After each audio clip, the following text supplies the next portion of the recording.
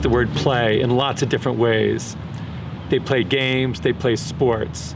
They play the piano, they play the stereo. They play the odds, they play the stock market.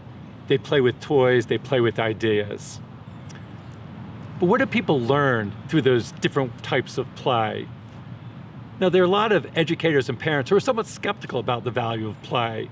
They sometimes dismiss it by just calling it just play.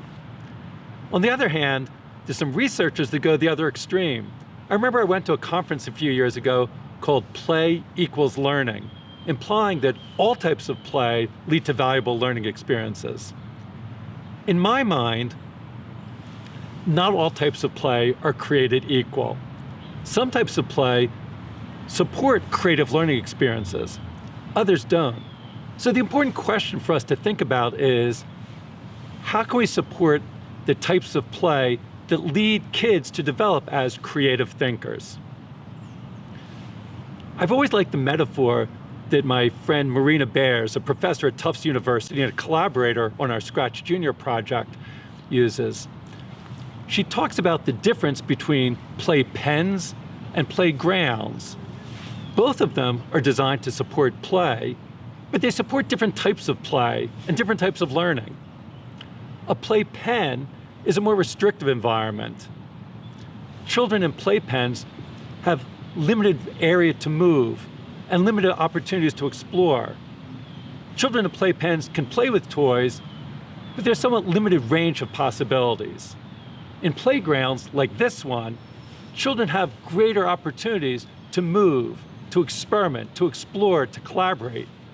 Watch kids on a playground, and inevitably you'll see them making up their own activities and games, and in the process, they develop as creative thinkers. As you look at kids playing with new technologies, unfortunately, too often, they end up in activities that feel more like playpens than playgrounds. Too often, they're following a fixed set of rules and have a limited set of options.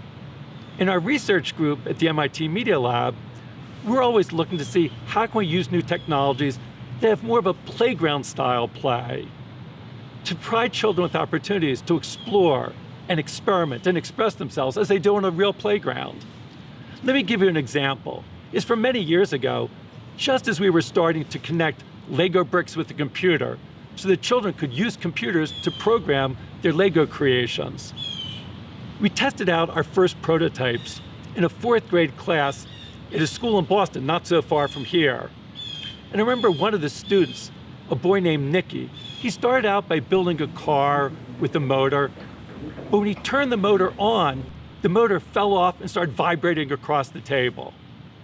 But rather than seeing this as a failure, Nicky became intrigued with the idea of the vibration. And he started playing with the vibration and experimenting with the vibration.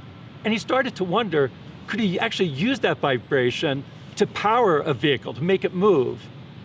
So he took the motor, he put it on a platform, and put 4 legs made out of Lego axles underneath it, and was seeing if it would move from its vibrations.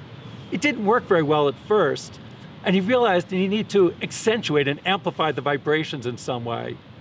So Nicky remembered that from his activities on the skateboard, he loved skateboarding in playgrounds like this, and he remembered when he was skateboarding, when he would whip his arm around, it would amplify his speed and the movement of the skateboard.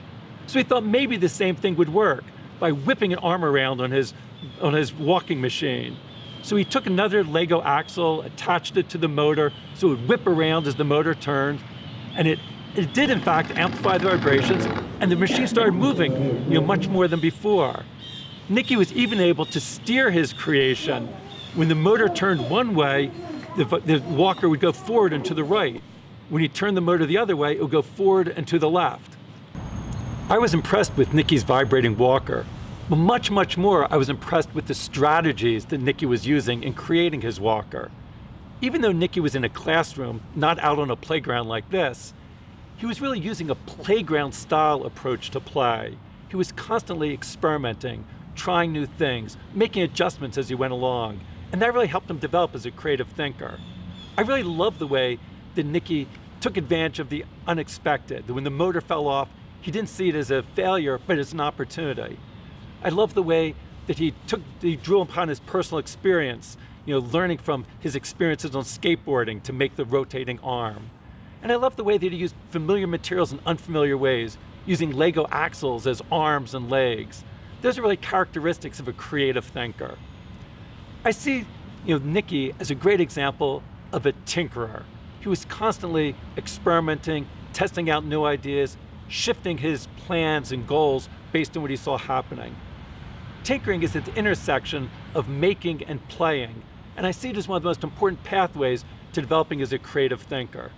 Now, unfortunately, not everybody appreciates tinkering. Many schools put much more emphasis on planning over tinkering. And the planning process can certainly be much more efficient.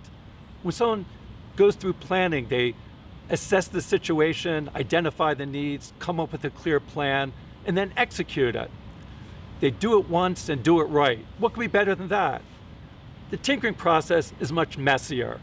Tinkerers often start with a little idea, try something out, make adjustments based on what's happened, refine their goals, refine their plans. They often take a meandering, circuitous route.